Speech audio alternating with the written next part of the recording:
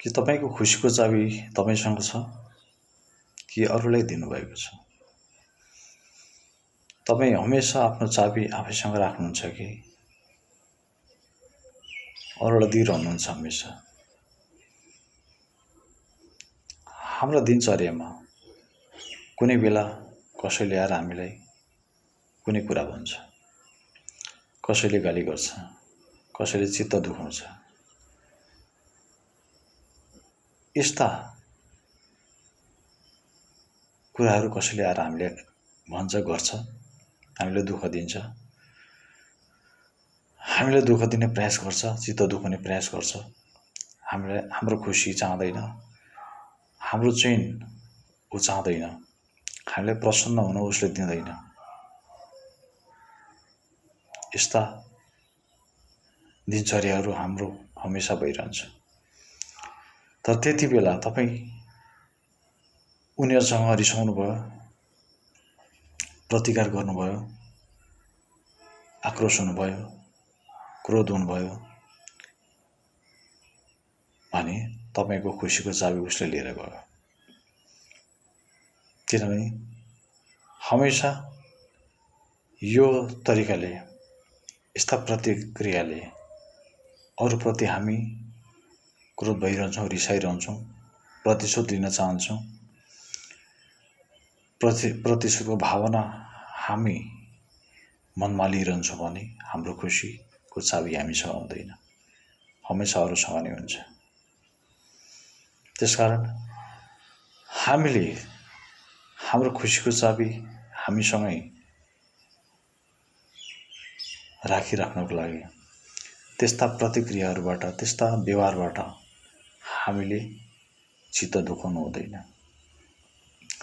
किनभने मानिसहरू धेरै आफ्नो आफ्नो स्वभावका हुन्छन्।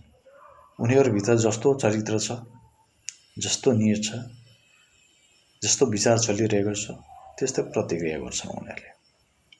तपाईँ त्यस्तो हुनुहुन्न, तपाईँ भिन्दै स्वभावको हुनुहुन्छ भने उनीहरूको प्रतिक्रियालाई, उनीहरूको व्यवहारलाई हामीले किन अथवा तपाईँले किन पक्डिने, किन लिने, किन स्वीकार्ने?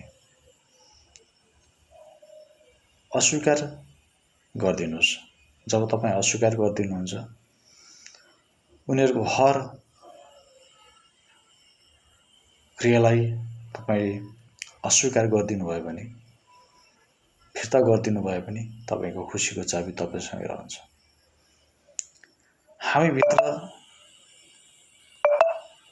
हामीभित्र आफ्नो विश्वास, आफ्नो भरोसा हामीले आफै बनाउनुपर्छ।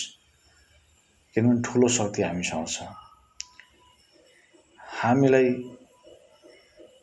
सहयोग गर्ने, हामीलाई हर साथ हाम्रो जीवनभर हाम्रो लागि सकारात्मक बाटोमा डोर्याउने, सकारात्मक विचारहरूको खाने, हामीलाई सल्लाह सुझाव दिने हामीभित्रै छ। तर हामीभित्रको साथी, आत्मीयता, हामीभित्रको परमात्मा, हामीभित्रको एउटा चेतना जसले चाहिँ हाम्रो जीवनमा ठुलो सहयोग गर्छ, हरेक कुरामा हामीलाई ज्ञात गराइराखेको हुन्छ। त्यसकारण हामीले आफूलाई निहालेर हेर्ने गऱ्यौँ भने, आफूलाई विश्वास गर्ने गऱ्यौँ भने, आफ्नो भरोसा आफै गर्ने गऱ्यौँ भने हामीले कसैप्रति पनि कसैको कुरा लिएर हामीले दुःख मान्नुपर्ने, गुनासो गर्नुपर्ने, चित्त दुखाउनु पर्ने आवश्यक हामीले पर्दैन। किनभने ठुलो भरोसा हामीभित्रै छ, हामीसँग नै छ।